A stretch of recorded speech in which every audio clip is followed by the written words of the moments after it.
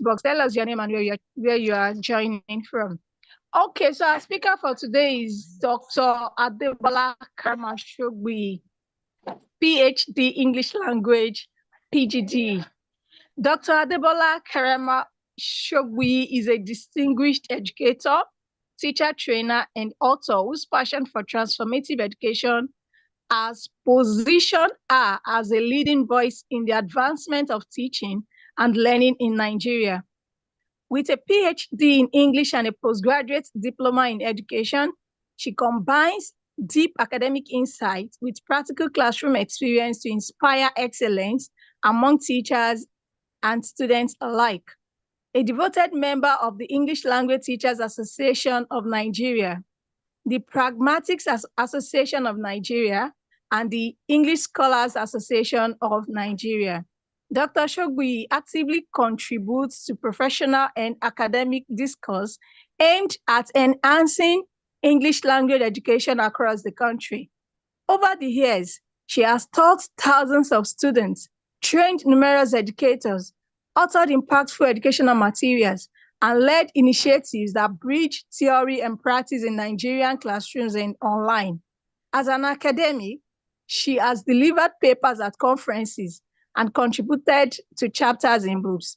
As a wife and mother, Dr. Shogbuyi embodies resilience, balance, and purpose.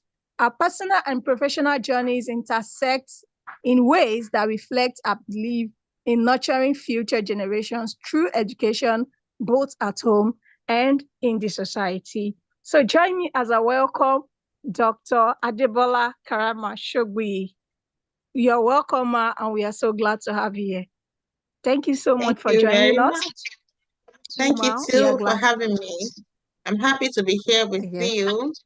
I'm happy to share my experiences, my insights with fellow educators.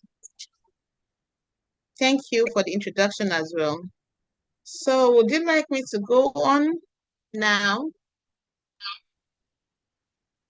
Yes, ma. You can go on, ma. Thank you so much, ma. Okay.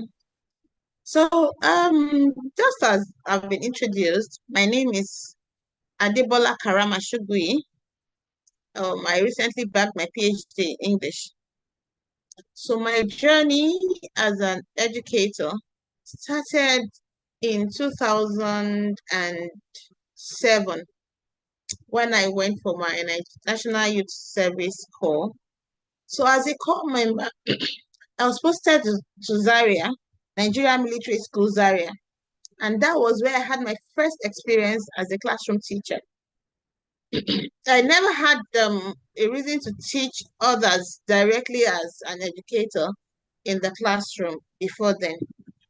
So, because I did English language arts, it wasn't an educational, not the educational aspect, it was a full arts course. So I didn't have to do teaching practice and the likes. But when I found myself in that educational setting, I liked it because, it's a federal school. I had the opportunity to interact with professionals in the field, those that were teaching English language as educators. And because of the kind of set, the federal school, they had many teachers, more than enough to teach the students in the military school. So we had people that put me through the rubrics. How do I go about teaching people? The content, well, of course, being an English language graduate, I knew what I was going to teach. I learned some things along the line while teaching the students, other things that had to do with teaching, the registers, entering my results, other things that I needed to know apart from the content of the language that I had to impart it to the students. I was taught at the Nigerian Military School, my first port of call when I finished my university education. So that was where the spark came. And then, during my course of study as well, I actually intended to study law initially. But somehow, I just couldn't study law. I was given admission for English language. As some people would have read my story, when I was given the admission, I accepted it. I had the opportunity to study law later, but I declined that, and I said, oh, I was going to stay with English language. Of course, because I knew I was going to stay with English language, I started thinking, what was I going to be doing with this English? What am I going to make out of it? How do I make it work? So when we're giving assignments in class or we're doing anything in the university, I'll tell myself I need to understand this thing, because at the end of the day, I need to prove that I studied English. It has to be different from somebody that just went to the university to study other courses. Mine was English, and people needed to know that I know what I went to do. So I was always asking questions. Please explain this to me, so that if I have to teach students eventually, I know why.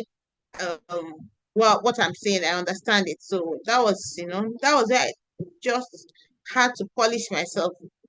So when I was at the Nigerian military school, I did that for a year. I enjoyed it. It was the icebreaker for me for the English language teaching profession. So from there, as soon as I finished my NYSC, I proceeded. I think I came from Zaria on a Tuesday, finished this service on a Tuesday, got home on Wednesday, and I was in a school. I didn't search for a job at any other place. I didn't think of going anywhere else. I just went directly to a school that I already knew about, that I knew was thriving and doing well. So I went there to seek job opportunities. And the man just looked at me and said, "Do you think you can teach?"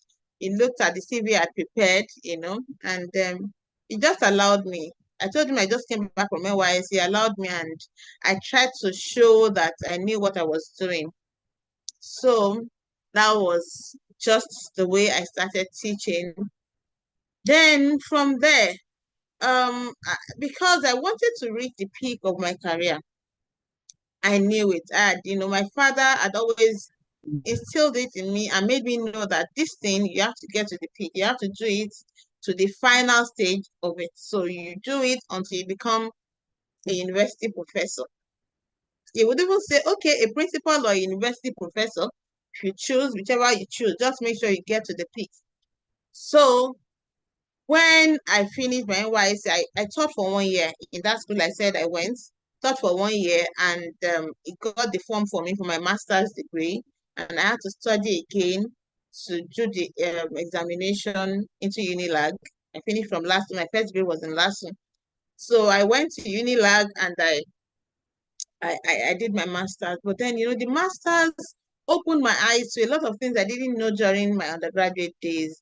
I understood English deeper, and, it was where I got to really, really understand the course I was doing. People that knew me then would think that I was the best in my school as an undergraduate, but somehow I just found out that was when I really understood, oh, this course English in the in-depth way it ought to be understood. So from there was no turning back for me. It was during my master's degree that I said, okay, if I was going to be teaching professionally, I need a professional course to back it up. And that was why I had to go for my PGD after my master's degree. Usually people would do PGD, postgraduate diploma in education, after the BA. But mine came after my master's degree, knowing that I could end up in the classroom and I had to do it the right way it ought to be done. So I did my master's immediately. As soon as I finished, I just went direct. It was as if I just transited from master's and to last week again for my PGD. And that happened, along the line. I got married in between. There were strikes, and then, I just finished everything within a space of 2 years, I think, or 3 years, because of the strike that came in between the PGD program.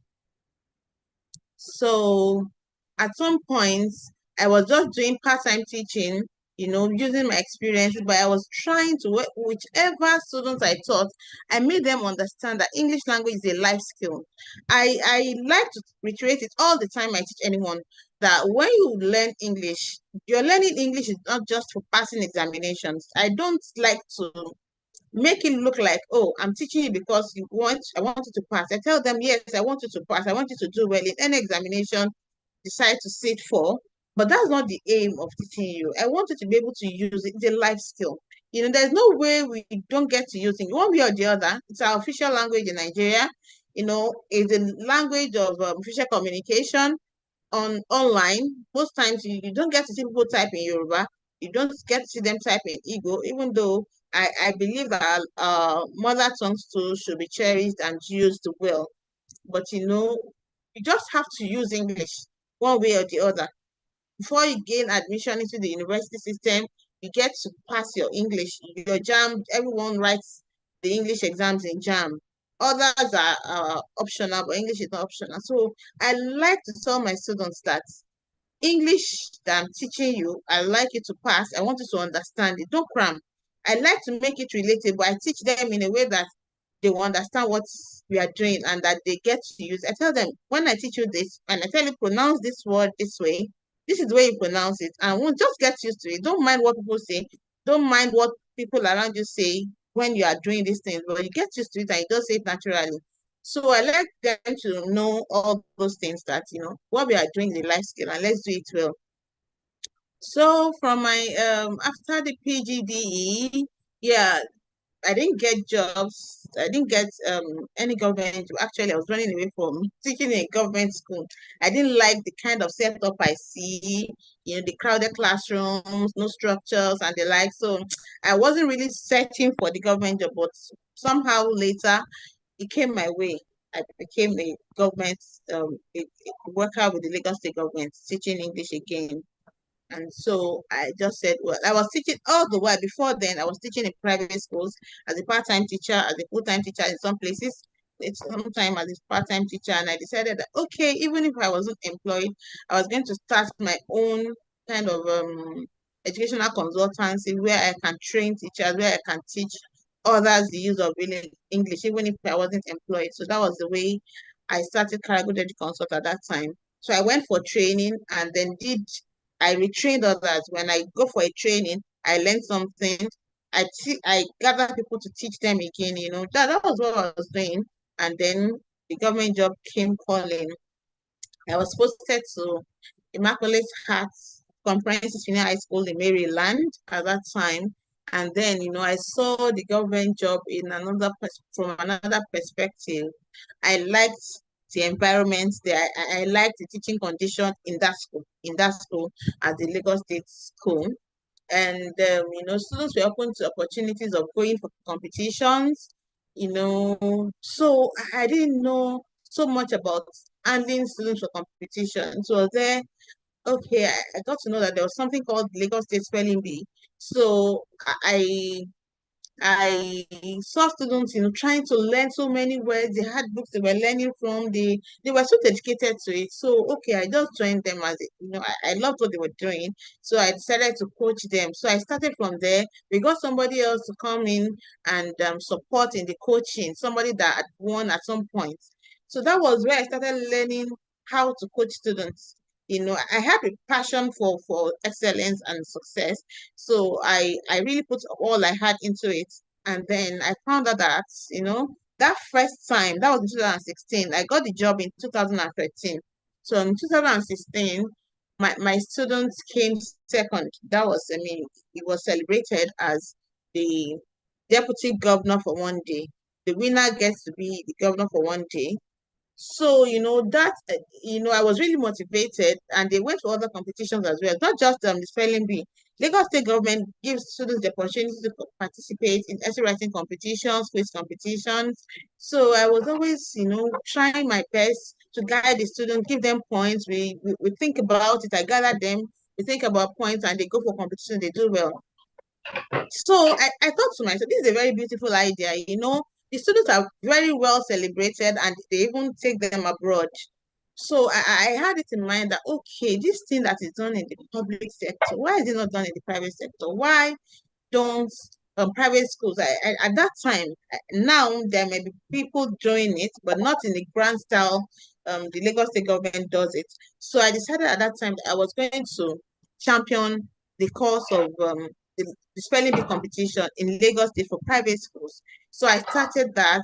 I wrote letters, I did customize. I just tried to write letters, got sponsorship from some people. We just found a way of doing it. I wrote a lot of letters to different schools across Lagos State, and I sourced one personally. And then some sponsors came in through, some personal relationships. So, from Wema Bank, from Cadbury, they sponsored in their own little ways, giving us prizes. And then, but personally, the bulk of it was from me. So I got good gifts for students. So I got students from across Lagos State and gathered them into a hall in Unilag where they came for the finals. We had preliminary. I just made sure it was the standard competition, the way the Lagos State government did it. I wanted to replicate it in the private sector, and I'm happy that happened in 2017. It also happened in 2019. It was a grand one and it was successful, where we had the junior categories, we had the senior categories, and then over the years, I found myself grooming students for competitions in school. In fact, all English language teachers would prepare students for competitions because they believe that you are like the brain of the competition, and then if you know what you are doing, your students will do well. So, all along, even in other schools I went, apart from the first year where my student became second position and the competitions I organized, I still continued. Then in 2021, um, um, so I was called upon by the government, by the district head, to groom students in a secluded place. All the students from the district that did very well in their local government, they were gathered together, and I came in as their coach along with some other teachers. So we groomed them, and then our students came first. That's one day governor for one day in 2021. The same thing happened in 2022. So another one day governor for one day, consecutively like that. Ever since, there has not been any competition that's any spelling bee competition. The last two were my students who passed through me with the coaching.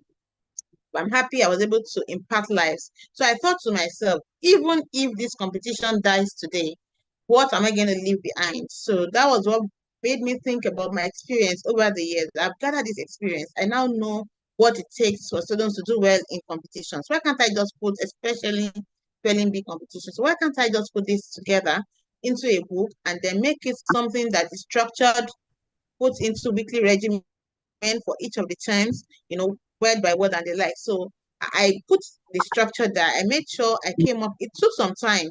I started it a long time ago. Maybe I started it in 2020, the book, trying to compile the tricks to teaching it and coaching students. And then the book came ready in 2023. So even if I don't have the opportunity to coach students again, I know I have something, I have a legacy for every student in Nigeria, even abroad. The book has gone abroad. Some people have it in the UK, that I use the book. And then in Nigeria, some private schools use it. For my students, they use it in my school. So even if I don't have the opportunity to groom students, the book would help me do where I can't get, my book will get there and help students excel. So at least in that aspect, I'm satisfied and fulfilled that I've done that part. Now, sorry, moving on. Um, so I already said it that my teaching beyond teaching grammar rules. I don't like people, sometimes it's very boring when you tell students some rules concerning teaching. You teach them some rules. Although sometimes they can't avoid rules. We just have to teach them. Like Concord, there are rules in Concord, rules of Concord that we teach. And once you get it, and then you speak so well, it helps us. But sometimes when we can avoid it, when we make it live, make it practical, it's not just about giving students rules. It makes them understand. It's interactive. So I like to teach that way. So I use different teaching methods to teach my students: storytelling, we sing, I use charts, I use technology, especially for getting reference materials, use it for preparing my lesson plans. I use technology the way I'm able to use it in my schools. Okay. if I had the opportunity to use an interactive whiteboard, it would have been very okay. Of course, when I'm not provided any such, there's nothing I can do. So I make do with the little I have. The iPads we are given, I download things and I let the students see how it works. Also, so I make use of technology and I make my learning practical. Okay, so what else do I have? Also, beyond the classroom, I believe that, I want to impact lives, not just in my classroom. I want people that are not in my classroom, but life is this world, it's a global world now. And so you don't have to be in your class to say you're impacting lives. You can impact lives from wherever you are across the world and make people that have never met you learn from you. So that was when I decided I was going to be sharing lessons with my with audiences, with people all across the world. Sorry, can you hear me before I go on? I think I'm speaking fast and I don't know if the audio is fine. I can hear you. Sorry, can you hear me, please? Yes, I can hear you clearly, ma. Oh, thank Yes, you. we can hear you clearly. All right, thank you very much. All right, so I decided that, okay, I was going to be sharing lessons. And that's the way I feel in this world. What is the essence of coming to the world? I have learned something. So why would I die with it? The same reason I started the book and wrote the book. And I thought, okay, all other things I'm learning. Sometimes when I read, I get inspired and I write through it. I write articles. That's my opinion articles, and I publish them in blogs and in online newspapers from insights I get. And sometimes I just insights, from lessons I teach students too. I just come up with, I see something that people can benefit from, English lessons. I do pronunciation, I do grammar, I do different things that has to do with English. I just post it a little at a time.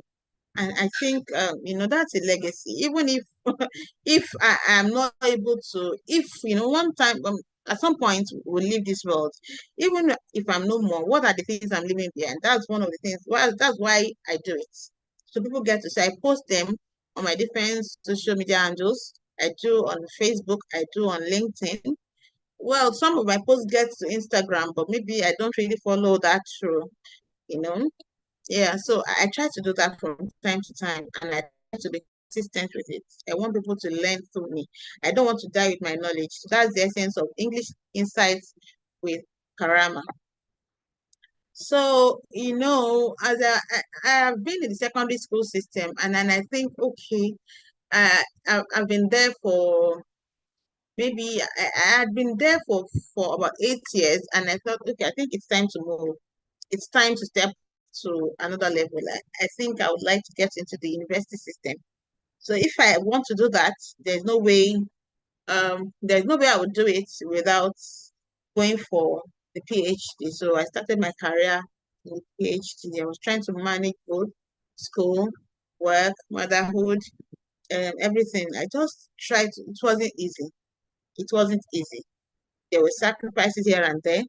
So because I know what I wanted. I want to get to the peak, and I just kept on striving, and I went for my PhD. I was learning from professors. I got mentors that guided me, people I'm looking up to be like, and then, and then I was able to finish. I finished this year, March 13th, when I defended my PhD. So, okay, so what else? Recently, I got appointed as a member of board in a private secondary school just was that 2 weeks ago. So I believe that my work in education, I'll be able to, some of the things I have had in mind, I can influence some educational policies and curriculum in the school, things that I've had in mind, I can bring them to bear on the students and make them shine and make them, like kind of have the picture I've had in mind. Now I have a place to implement it on the students. I'll be, it's a leadership role. And then I believe that this will be another aspect of my career that is going to influence so many lives. I don't intend to stop there. I believe that with time, I've worked very well with secondary school students, with the primary school students. Well, not primary school students, with secondary school students. With the leadership role. I mean, one of the members of the board in a school got a lot of impact to make there as a leader, and then sometime soon, I believe that the opportunities will be there for me to impact lives in the university system as well. So the impact doesn't end. It only ends when we die. So through all these experiences, my belief has grown only stronger. In education. Education is a weapon which is a weapon that we can never do without. So that's the much I can say for now. I don't know if there are other things you want me to say. You can ask, and then to help me to say other things that I've not been able to touch. Thank you.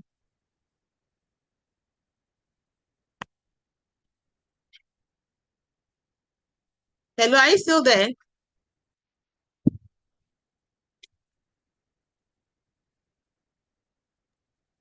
Yes, ma. Yeah. So I said, well, so those are the things I can say. And I don't know if your questions will help me touch areas I've not been able to touch. That's been my journey in education, influencing lives in the secondary school, influencing lives online, writing. I write from time to time. And also during my PhD career, I attend conferences. I try to present papers. I've contributed a chapter in books, a chapter in a book for university students. I just try to ensure that, wherever I find myself, I don't just stay there. I try to touch people's lives and impact them positively. I encourage people to study hard, to be hardworking. As a teacher, if you want to impact lives, you have to be focused. Students will look at us. Sometimes these students, they look at us and say, "Oh, I want to be like this person." And people that, if you are looking up to you, then you too should not be found wanting. So you get to school on time. One should be punctual. One should know how to handle students. You collaborate with other teachers. We are not. There's no one is an island. So when you're somewhere, collaborate with other teachers, learn from them. You don't understand something, you don't have to understand everything. Sometimes you don't find understand something, or you don't know how to pass it on to the students. Let other teachers around you, your colleagues, maybe English teachers. If you are not an English teacher, you teach other subjects. You can relate with others and let them know this aspect. I find it quite difficult. They can, collaborate and teach and learn from others. So no one is an island of knowledge. Learn from others and then help your students. So we are role models to them. They see us and they want to be like us. A lot of them will come to me, "Oh ma, I like you." You just see them coming and coming and moving close to you, asking questions. They want to join the spelling bee group. They want to join the the essay competition. All of them want to go out for competition. All of them want to be seen. So we just try to encourage them. Try to encourage them. They see us, and we believe that as teachers, we are role models to them. We are their surrogate parents. We are like their mothers in school. So as educators, we touch lives in different ways. It's not just even being an English language teacher alone. Being, being a teacher generally, whether you're an English teacher or it's an educator anywhere, you're influencing lives. A lot of people I've not met in the real world. I've met them online. Their friends relate as if we've seen before. We've never met. Sometimes I'll just go and say, "Oh, this is Dr. Karamah. We know you." But it's not just about them saying that. I mean, they saying that. It's about what am I doing exactly. When you do things, be careful of what you do online. So if I were doing something else, that's the way they would know me and they figure me out. But just influence life positively. That's my own. That's my what will I call it?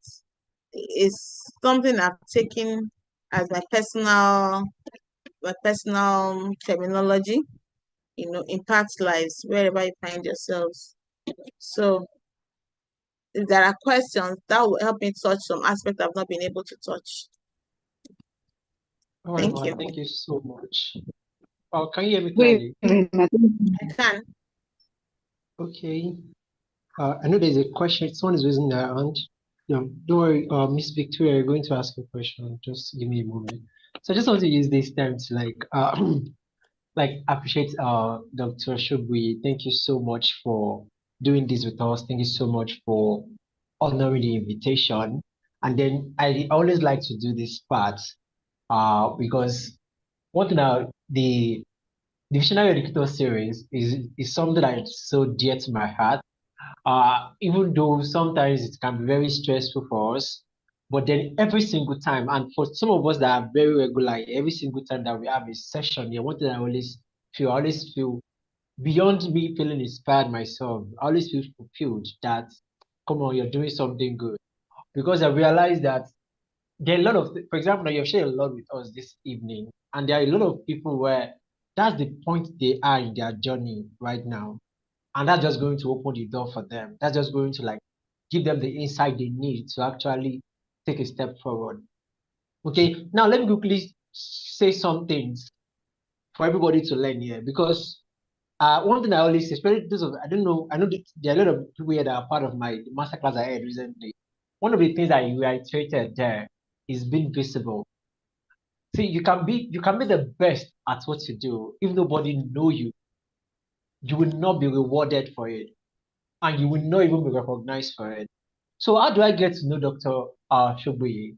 I remember it was last year. I was preparing for the Progressive Educators Bootcamp, and then I actually want to do something very big. I said I'm going to have 25 sessions, 25 sessions. So I curated 25 topics, and then among the topic is a topic around literacy.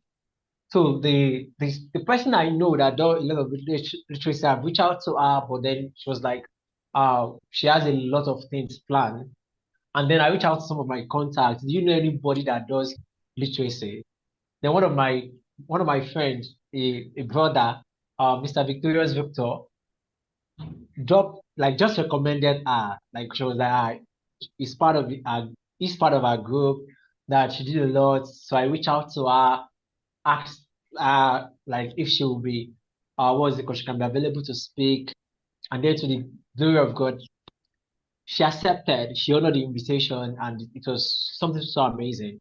But what I want to take out of it is that if someone has not seen what she is doing, probably we'll not even be having this session at all. We won't. But because someone has seen what she's doing, the person, when there's a need for something like that, the person can recommend. Because also it's not enough to be doing something. You have to be excellent at it. Nobody will recommend anybody they know cannot do what. Even though I can know that you're a math teacher, but if I know that you cannot deliver, I won't ever recommend you. Okay, so the idea is that to your excellence, you must add visibility. And then don't just be visible on an empty something. Before you even seek out visibility, make sure everything you do is excellent. You're excellent at it. And it also showed in the story she shared where she was invited from the district. Like I know a lot of people here actually teach in Lagos. I know most of us here are going to be in Lagos. For a district to actually invite someone to be one of the teachers that are going to train schools, not just students in your own school, but students across the district. And then she does not just train them for two consecutive, is it 2 or 4 years now? They are, what's it called? They're coming up as the best. So it shows something. It shows someone that has taken the time, that committed the time to actually own their craft.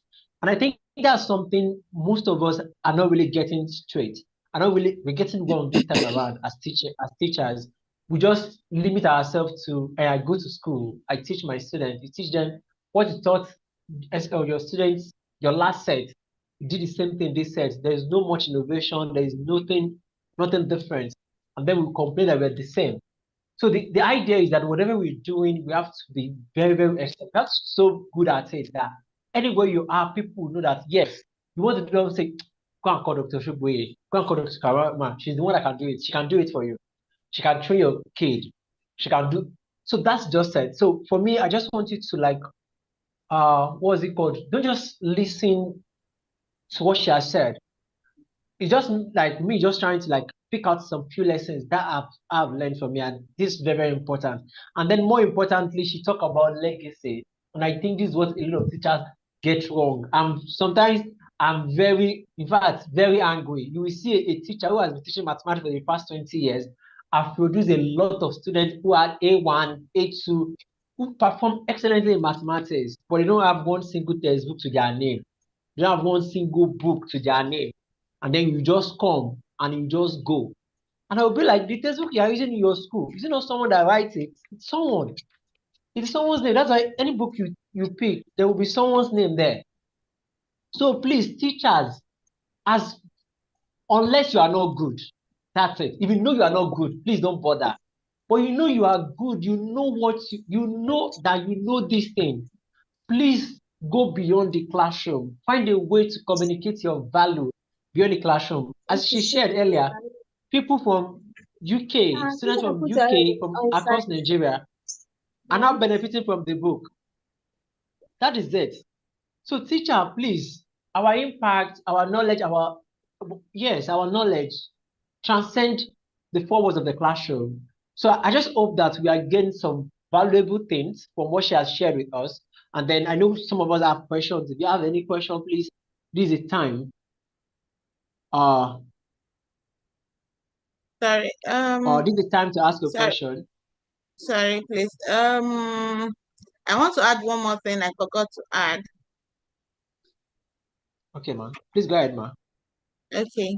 Yes, I remember that also as educators, just like you have said, we should try to own our skills, try to do well. Don't count yourself as for you to be a teacher in the classroom, you can do it, you can produce books, you can impact lives in little ways. It doesn't have to be, it has to be maybe baby steps, but then those baby steps will culminate to something big in the nearest future. So don't count yourself as I don't have enough to give. Just keep reading, studying, seeing the best way of teaching the students, and then put it into something that influence people positively, whether through a book, whether through online materials, whether through writing, maybe blogs and the likes. Now, what I wanted to add, join professional groups.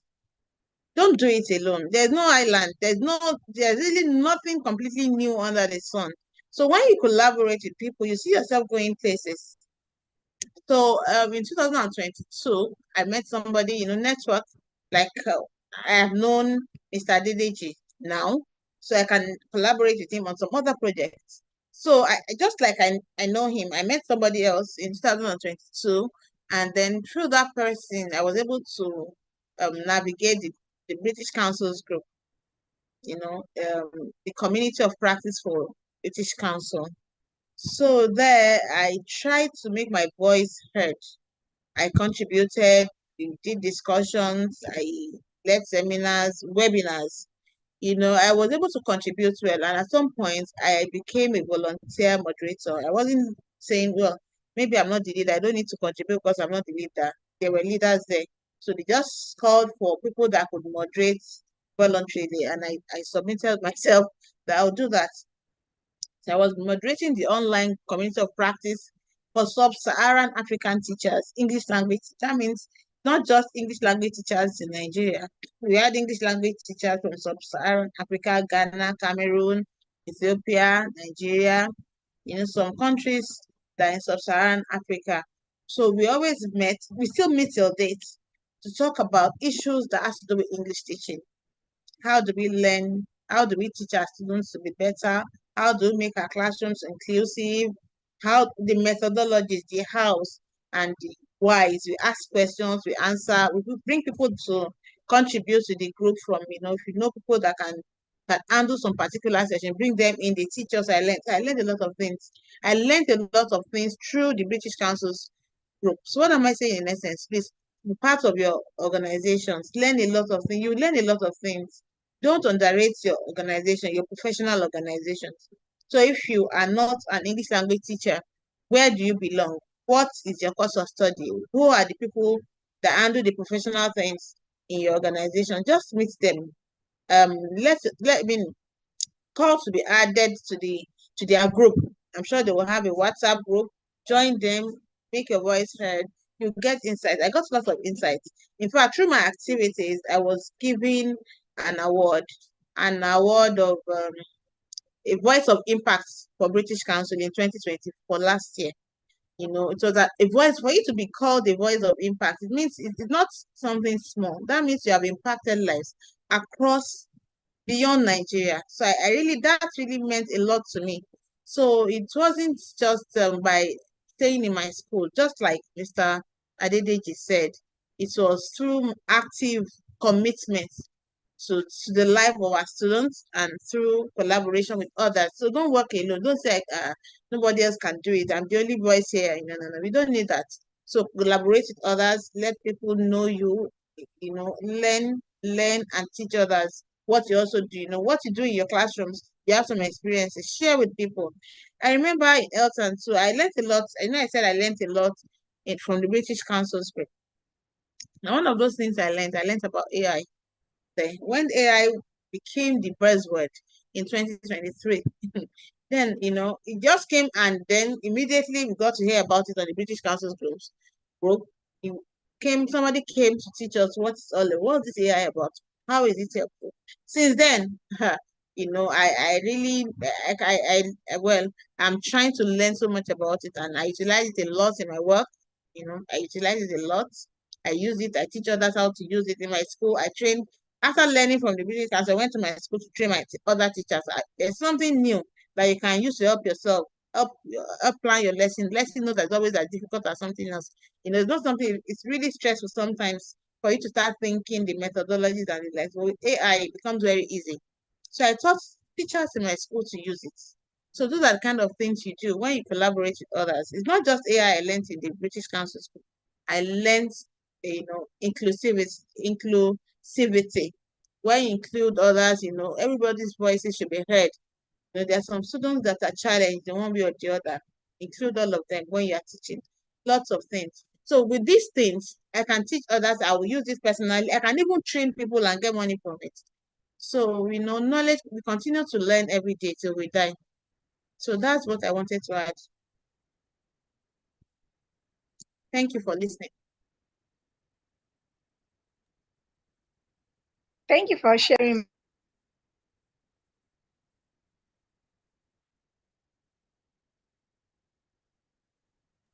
Okay, so does anyone have question?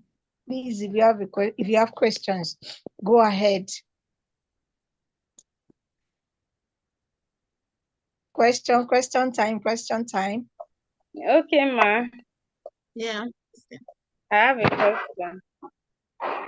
All right. Thank you so much, madam. We are so grateful for the training. And my question also has, if I want to host possibly a competition for private schools, are there steps to take? Like, are there permission that we need to get from the government? Is there anything that I have to, apart from inviting the schools, trying to get sponsors and the like, is there anything that possibly the government have to be aware about it? And are there any procedures around it? If you want to invite people Thank you, ma'am. I didn't get the question. Please, can you reiterate it? No, I said if I want to organize competition for private schools pupils, if I want to be the host. As a private school teacher Apart from or as a public school teacher? Yeah, as a private school teacher. Okay. So is there any procedure around it? I'm Well, not talking about procedure around inviting schools or getting sponsors. I'm talking about, is there any regulation around it from private school or from state government? Different schools have their policies. Different schools have their policies. So just approach the school management. If you have something you have organized for students, if the school management sits over it and they think, well, this competition will be beneficial to our students, they will allow them if the date is also convenient. So I don't think that if it is something that will be beneficial, and I don't think any school will say no. There are no strict regulations concerning competition, whether private or public. Well, secondary school, public schools have their own competitions that they organize for students. And even private sector, the NGOs come bring programs to the public sector. If they invite students of public schools to come and join and participate in their competitions. So likewise, private school. I just said it that I organized competitions for private school students. It wasn't public school students. I deliberately excluded public school students because they had the bigger one. So I wanted to replicate what I had in the public school system, what exists in the public school system. I wanted to replicate it in the private sector. So, and then I had a lot, I had over 120 students that came in for the competition across different parts of Lagos. And then no restrictions. I don't think, just follow the protocol of the school and then you get it done. Okay, ma. Thank you so much. You're welcome. Thank you so much for that, ma. We really appreciate you. All right. Do we have any other question? If you have questions, go ahead. There's a question in the chat. Okay, I'll check that, ma. Okay. Are you thinking of crossing over to the university system in the nearest future? Or you are not being underutilized at the secondary level for now? Yes, that's Okay. it. That's exactly the way it is. Yes, I'm thinking of crossing over, definitely. Okay. PhD is not needed in the secondary school. There's nothing. What would I be doing there? I can't teach them what I've learned during the PhD program. It's not really relevant for secondary school students, at most master's degree. So for me to be able to be well utilized, to be more productive, I would have to move to the university system. Okay, ma. All right, let me check if there's any other question there. Please, if you have questions, go ahead.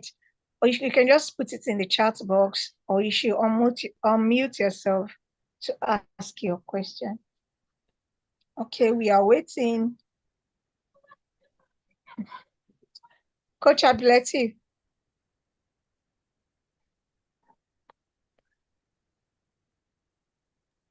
Yes, ma. Okay, all right. Do you have any other thing to tell us? Someone that has a question earlier. It has been answered. There's this there's one person that raised their hand earlier, but I don't know why she's no longer here. I know she's Victoria something. I'm not able to figure out exactly the name. Okay, so I think she has answered everything. One question I would just like to ask is I know she has shared a journey with us, how she started. But then the question I always like to ask our guests is this. If you were to start all over again, like you want to begin your teaching career all over again today, based on what you know now, based on your experience, are there anything you would have done differently, you would want to do differently? Okay. What would I have done differently if I were to start? Well, I would not even, I would have just gone directly for what I want. I would have gone directly for English language education directly, and learn the rubrics from the scratch. And I would not beat around the bush. I would go straight to what I want and learn it. And then, well, what else would I have done differently? Yeah, I wouldn't say some of the things I did, I started quite early, impacting lives would be something that would take so dearly. I'll start early and then start to impact lives as soon as I just understand what I want to do, go for it. And if maybe I'll put in more effort to do better in school and then use it well, use the ideas well, and probably I wouldn't have done English language. I wouldn't have done English language. It would have been education. Even if I were going to do English, it would have been education. I would have focused more on education and get some other things I didn't get through the PGDE. That was just like a short course. And then, I had to learn things people learned for 4 years. I learned it in just 1 year. So, I would have gone directly for what I wanted, and then perhaps I'll be a doctor of English language education by now, rather than just English. But it doesn't really matter. It's never too late. I can still always catch up in some aspects, and then make do with what I have and be the best of it now. Wow, I love that. It's never too late. I have a question here.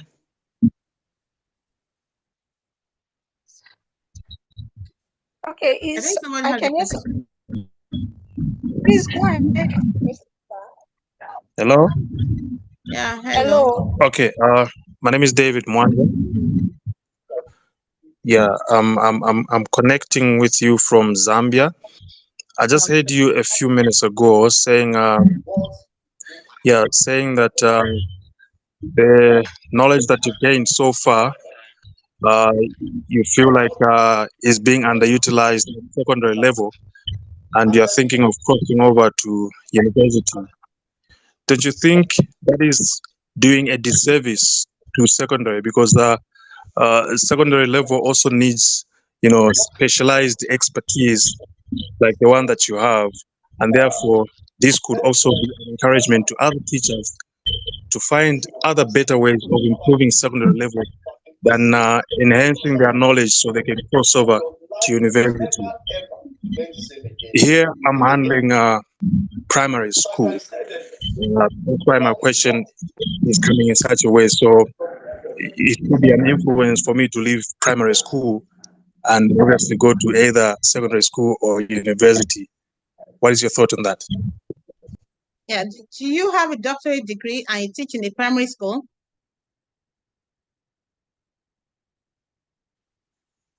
No, it's actually a first degree.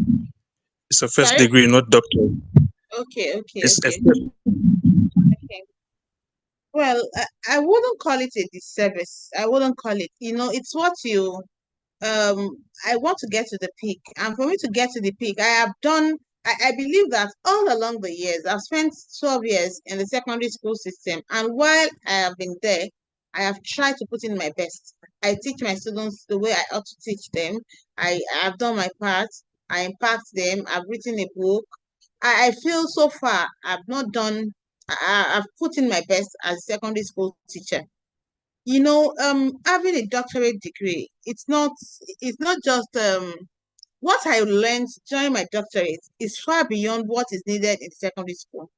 For me to have a first degree, it's okay for me to teach. Once, if I have a first degree and educational qualification, it's fine and it's okay for me to teach the students well. Other things I need to do is just go for seminars, have some other go for seminars, workshops, do some short courses, and then I'll be fine with secondary school or primary school. The PhD I did, some of the courses we'll do, discourse analysis, pragmatics, social linguistics. What do I want to teach them with that? Or I will I can't just allow those things to waste.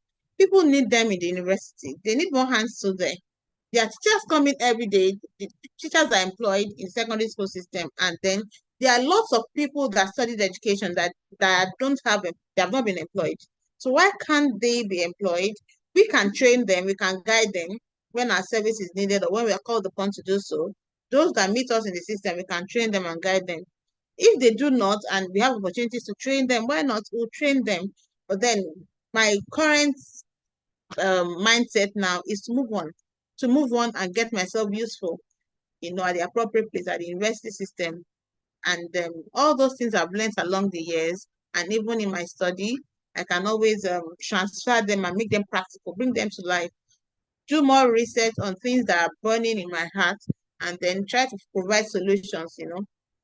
We solve problems as researchers. We solve problems of language. Why can't I just do things that are dearer to my heart now, and then groom others, train others to be better classroom teachers? That still doesn't stop me. Even if I leave the secondary school system, my mind is still very much with myself. Still very much with them. I can still always go back and train. I can train outside the school. I can train online. There are opportunities where I can still impact lives without necessarily being in the classroom. So, being in the classroom is like caging me, is like, it's not allowing me to fly. So, although I'm still there, but I'm hoping to leave someday soon.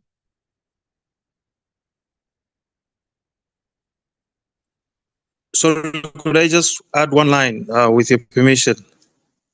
Thank you. Who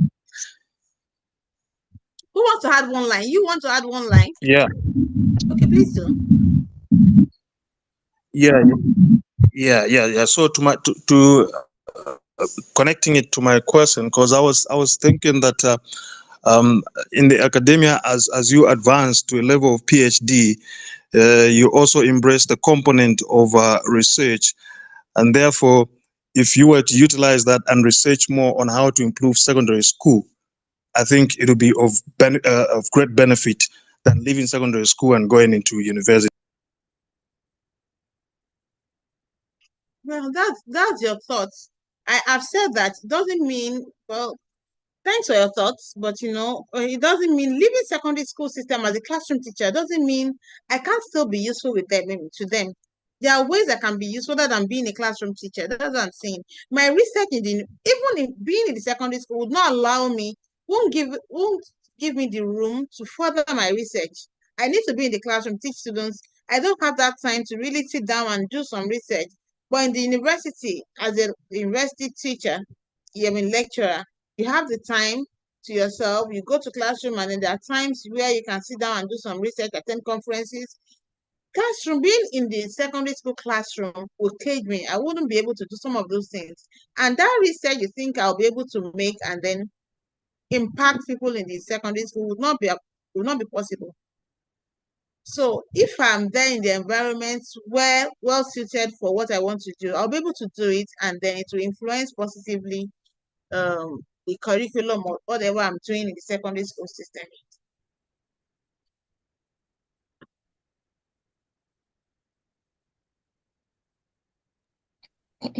All right, thank you, Ma. Someone is asking in the chat box which institution did you have your PhD? Like, which institution did you attend?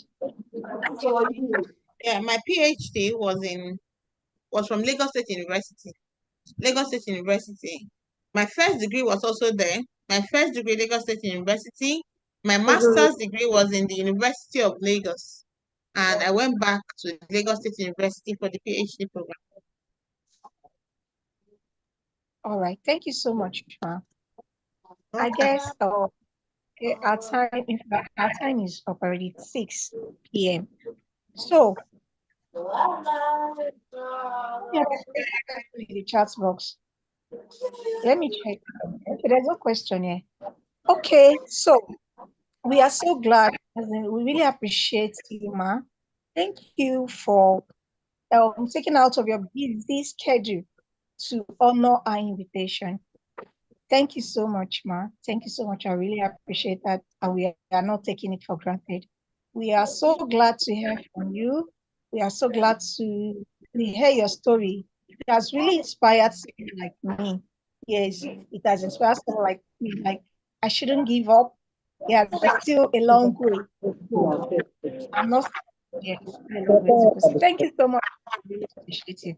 Thank you Thank for you. Thank you for having me. I really appreciate this opportunity.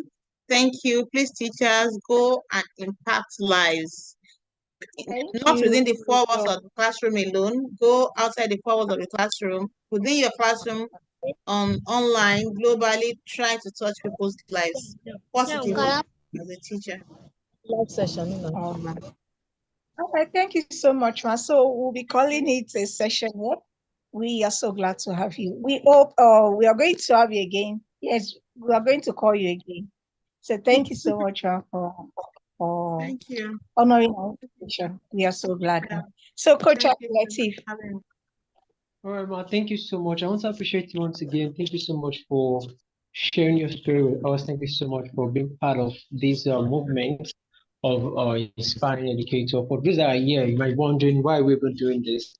Is the idea that I realized personally that one of the challenges we have in the teaching profession is that we don't share our story enough.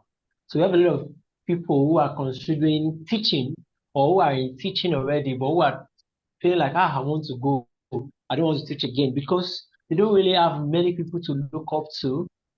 They don't have many things they don't see anybody that is doing well that they can model their own teaching career to. So we are doing this to show you that regardless of whatever you know, whatever you're doing, there are people who are doing so well. We have had mathematics teacher here, we have had English teacher, we have had earlier, we have had Dr. Why? Man, I really forget the name now, but it's someone you know very well. Why would I? Dr. Rashida. Seriously. Is it Dr. Yes, Rashida? exactly. Yes, Dr. Rashida. We had Dr. Rashida, where she also shared her experience on the mobile reading room, how the work she's doing with literacy. So we want to appreciate you once again. Thank you so much. And for everybody that is part of here, thank you so much. This is going to be, we started this in January, and then we have to stop in April. The last edition we had before this one in April, I think April 6th. And now we have resumed fully. Every Sunday, 5 p.m., we are going to be having the session here. We have an educator to come and share their story. Make sure you're part of it. Thank you so much. We really appreciate you. And then I want you to please, let's appreciate our speaker, please. Go to the chat and comment something that you learned. Just one thing, one line that you learned. Comment one line that you learned and appreciate. Say thank you.